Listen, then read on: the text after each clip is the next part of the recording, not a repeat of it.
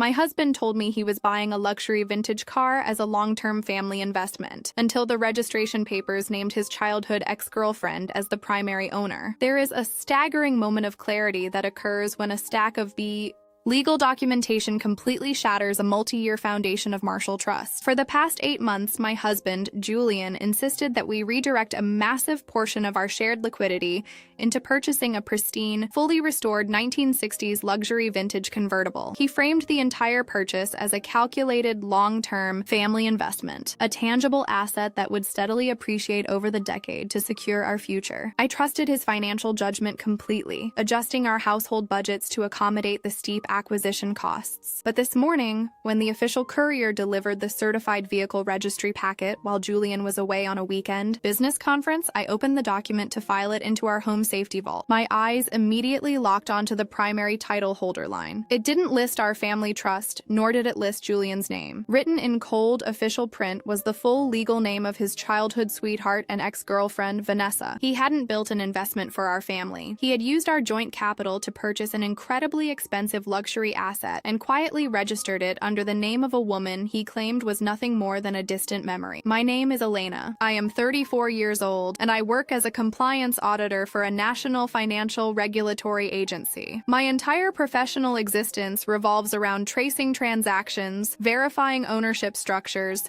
and ensuring that reality aligns perfectly with stated declarations. Because my work requires an intense level of daily scrutiny, I always prioritized establishing a home life built on absolute transparency, mutual financial respect, and clear communication. For 6 years, I believed Julian and I possessed the perfect partnership. Julian was a successful custom home designer, an expressive and charismatic man who had a deep appreciation for classic design and historical aesthetics. In late 2025, Julian approached me with an elaborate proposal regarding asset diversification. He had located a rare, immaculately preserved vintage vehicle through a specialized automotive broker. "Elena, this isn't just an emotional purchase," Julian had explained, laying out historical market valuation charts across our dining table. "Classic convertibles of this specific production year are skyrocketing in value. If we acquire this asset now, maintain its pristine mechanical condition, and hold it for 5 to 7 years, the projected return on investment is double what our standard mutual funds are yielding. It's a brilliant way to anchor our long-term family portfolio." I analyzed his numbers. While the initial capital requirement was significant, the historical data supported his thesis regarding vehicle appreciation. We agreed to move forward. To fund the acquisition, we systematically transferred a substantial sum from our joint high-yield savings vault, while Julian handled the direct brokerage communications, transport logistics, and legal titling processes. Over the next few months, Julian spent his weekends at a specialized climate-controlled storage facility downtown, claiming he was personally overseeing the mechanical certification and detailing of our new investment. He always discouraged me from accompanying him, citing the tedious, industrialized nature of the automotive warehouse. "It's just heavy grease, loud engine calibrations, and endless paperwork with the transport mechanics, honey," Julian would say, changing into his work clothes. "It's an exhausting environment. I'd rather you stay home and relax after your heavy auditing week. Once the asset is fully certified, we'll take it out for a beautiful weekend drive together." I trusted his protective stance completely, proud of his dedication to our shared financial goals, entirely unaware that the asset was being structured for a completely different beneficiary. The first subtle deviation in the investment pattern manifested not through our bank ledgers, but through Julian's sudden shift in digital boundary protocols. He began leaving his tablet encrypted with a new security configuration, and his weekend detailing sessions began stretching from brief morning check-ins into full 16-hour disappearances. Whenever I asked for a status update on the vehicle's formal registration status, Julian would offer a wave of smooth, bureaucratic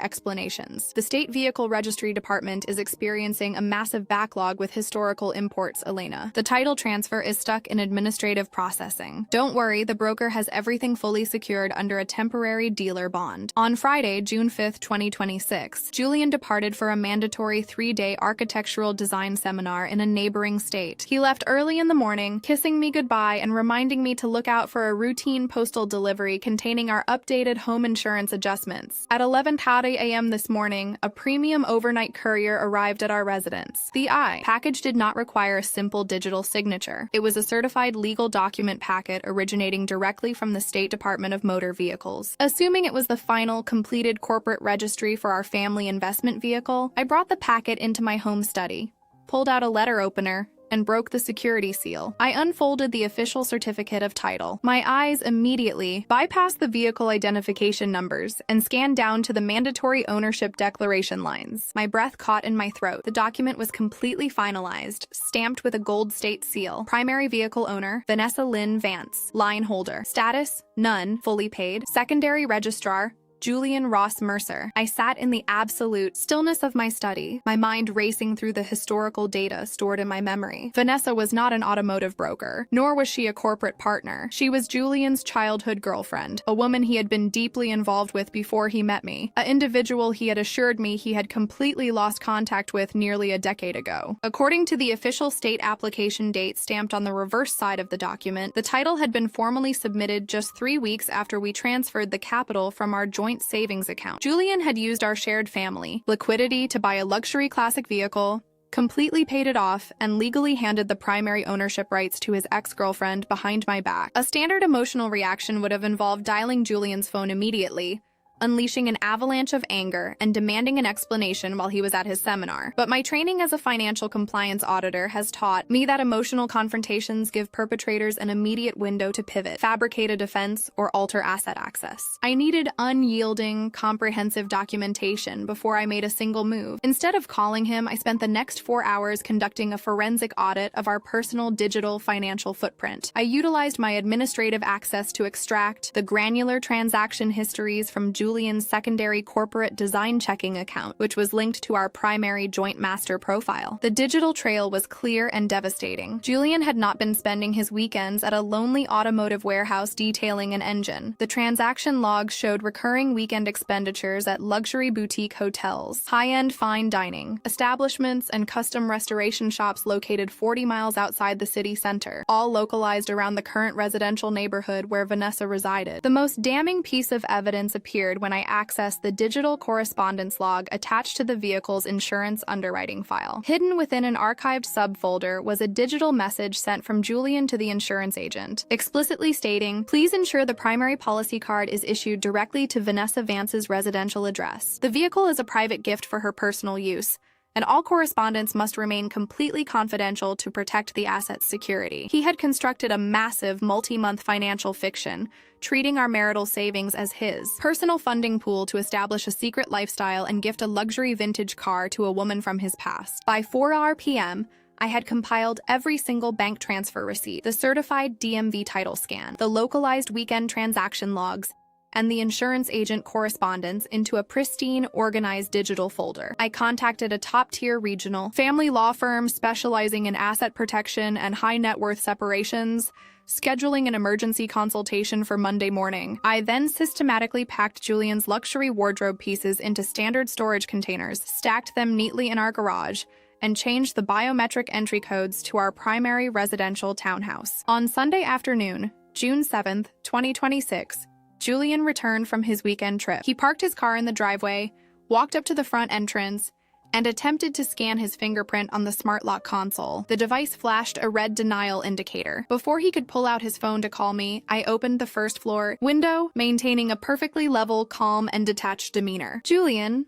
I said, my voice echoing clearly in the quiet afternoon air, "your personal belongings have been systematically packed and placed in the secure garage bay. Your access to this residence has been formally revoked." Julian blinked in complete, utter bewilderment, a confident smile quickly forming on his face as he stepped toward the window. "Elena, what on earth is this? Is this some kind of joke? Why am I locked out of my own house after an exhausting work seminar?" "The certified legal registry packet for the 1960s convertible arrived on Saturday morning," I replied, holding up the printed DMV certificate of title directly against the window glass, centering the primary owner line for his view. The confident smile on Julian's face completely vanished. His skin turned an immediate, ash-gray color, his posture slumping as he stared at the official document bearing Vanessa's name. "Elena, listen to me. You are looking at an initial administrative placeholder," Julian stammered, his voice losing its characteristic charisma as he scrambled to assemble a defense. "Vanessa works in luxury vehicle insurance and classic car brokering now. I had to put her name on the primary registration line temporarily to bypass the heavy state luxury import taxes. It's an industry legal loophole. The vehicle is still ours. It's still a family investment. I was going to transfer it to our trust next month. I am a federal compliance auditor, Julian," I stated, my voice cutting through his explanation with absolute, freezing finality. "I have already audited your corporate checking records, your weekend luxury hotel expenditures in her neighborhood, and your explicit written directives to the insurance underwriter stating the car was a private gift for her. Do not insult my intellect with an unverified loophole story." Julian stood in the driveway, completely exposed, realizing that his smooth-talking narratives could not override the unyielding mountain of financial data I had compiled. Recognizing that he had completely lost his foothold, he left the property in his vehicle, immediately mobilizing his extended family to launch an emotional damage control campaign to save his reputation. By Monday evening, my phone began filling with urgent messages from Julian's parents and his brother, attempting to rewrite the moral framework of the separation. "Elena." Julian admits he exercised shockingly poor judgment and acted completely inappropriately regarding Vanessa, his brother wrote in a lengthy text block, but completely locking him out of his own home, changing the security codes,